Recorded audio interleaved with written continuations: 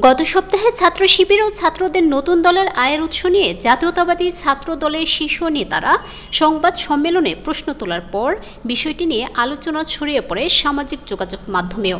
আবার ছাত্র দলের এরকম অভিযোগকে অপরিপক্ক বলে আখ্যা দিয়েছে ছাত্র শিবির। বিশ্লেষকরা বলছেন, অতীতে যেভাবে বিভিন্ন রাজনৈতিক দলের বিরুদ্ধে চাঁদাবাজি, ব্যবসা প্রতিষ্ঠানের কাছ থেকে টাকা আদায়ের অভিযোগ ছিল, ৫ই আগস্টের পর রাজনৈতিক পট পরিবর্তন হয়েছে। চেহারা বা ব্যানার পাল্টালেও চাঁদাবাজির চিত্র পাল্টায়নি। সেই দায় থেকে বাঁচতে অভিযোগ আর কাদা ছোড়াছুড়ির রাজনীতি চলছে। ছাত্রদলের আয়ের উৎস কি? সে সময় ছাত্রলীগের নেতাকর্মীদের বিরুদ্ধে চাঁদাবাজি, তদবির, সন্ত্রাস, ব্যবসায়ীদের কাছ থেকে অর্থ আদায়ের মতো নানা অভিযোগ ছিল। ইতিমধ্যে ছাত্রলীগকে নিষিদ্ধ ঘোষণা করেছে অন্তর্বর্তী সরকার।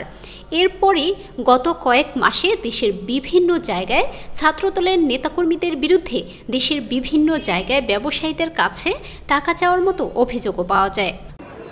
সর্বশেষ আমি আরেকটা দাবি জানাবো, যেহেতু আমি বিজনেস করি, আমার অফিসে প্রায় ২২-২৩ জন এমপ্লয়ি আছে। আমি প্রতিষ্ঠানের একক মালিক। তো আমি তাদেরকে রিমান্ডে আনবে। গত শুক্রবার সংবাদ সম্মেলনে জাতীয় নাগরিক পার্টিকে বা এনসিপিকে কারা অর্থ দিচ্ছেন এমন ইসলামী ছাত্র শিবির প্রতিদিন ৩ লাখ টাকার ইফতার আয়োজনের অর্থ কোথায় পায় সেই প্রশ্ন করেছে ছাত্রদল। ছাত্রদল বলছে, তারা এই মুহূর্তে আর্থিক সংকটে বড় বাজেটের কোনো খরচ করতে পারছেন না, যে কারণে তারা খুব স্বল্প পরিসরে ছোটোখাটো আয়োজন করছে।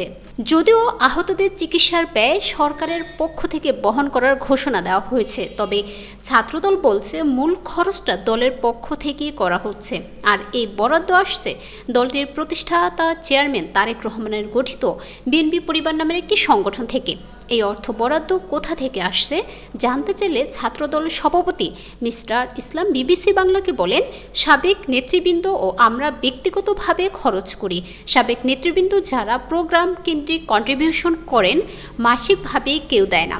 কোনো কর্মসূচি হলে সাবেকরা বহন করে। যদিও বিবিসি সহ বিভিন্ন গণমাধ্যমের খবরে বলা হচ্ছে, রাজনৈতিক পট পরিবর্তন হলেও চাঁদাবাজির পরিস্থিতি বদলায়নি। ক্ষমতার পালাবদলে পুরনো মুখের জায়গায় নতুন মুখ এসেছে, কিন্তু চাঁদাবাজির চিত্র একই রয়েছে। ছাত্রলীগ, যুবলীগের জায়গায় বেশিরভাগ স্থানে বিএনপির স্থানীয় সংগঠন, যুবদল, ছাত্রদলের নেতাদের বিরুদ্ধে নতুন করে চাঁদা চাওয়ার অভিযোগ উঠেছে। ঢাকা বিশ্ববিদ্যালয় সহ দেশের বিভিন্ন ক্যাম্পাসে গত ১ যুগেরও বেশি সময় প্রকাশ্যে রাজনৈতিক কার্যক্রম পরিচালনা করতে পারেনি ছাত্র শিবির। সাম্প্রতিক এই ছাত্র সংগঠনটিকে ঢাকায় সম্মেলন সহ বড় বড় কিছু কর্মসূচি পালন করতে দেখা যায়। গত শুক্রবার এ নিয়ে সংবাদ সম্মেলনে জাতীয়তাবাদী ছাত্রদলের পক্ষ থেকে শিবিরের আয়ের উৎস নিয়ে প্রশ্ন তোলা হয়।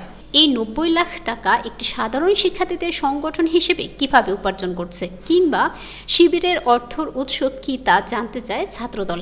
মিস্টার সাদ্দাম বিবিসি বাংলাকে বলেন, ছাত্রদল ধারণা নিয়ে বলেছে, আমরা বলেছি একদিনে ৩ লাখ খরচ হয়েছে। আমরা যদি ৩০ দিন দেই তাহলে ৯০ লাখ টাকা খরচ হবে, সেটা ধারণা। কিন্তু আমরা ৩০ দিনের ইফতার আদতে দিব কিনা সেটা তো তারা জানেই না। তারা যা বলেছে কল্পনা করে বলেছে।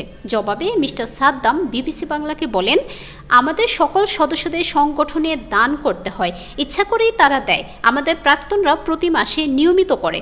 এর বাইরেও আমাদের প্রকাশনা সামগ্রীর বিক্রয় মুনাফা থেকে সংগঠন উপকৃত হয়। বিশাল অনুষ্ঠানে অর্থ কোথায় পায় এনসিপি?